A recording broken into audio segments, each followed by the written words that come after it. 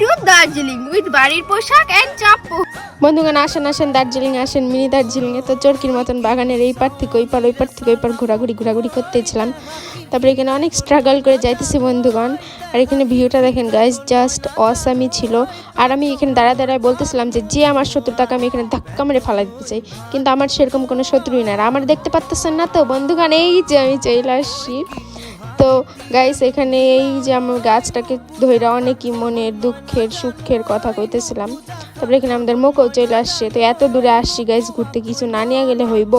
তো এই মেয়া দেখেন এখানে চলে গেছে এরকম সুন্দর ফুল পাড়তে, মানে জলের মধ্যে পড়লে কিন্তু অবস্থা শেষ। তারপরে এখানে ফুল নিয়ে আসে, আমি আর আমার ভাই ওকে হামলা করছি, ও আমাদেরকে ফুল দিবে না। তারপরে জোর জবরদস্তি নিলাম। আর ছোটোবেলায় আমরা এই ফুলগুলো এরকম নখ বানাই খেলতাম গাইস। আপনারাও কি খেলতেন অবশ্যই কমেন্ট করে জানাবেন।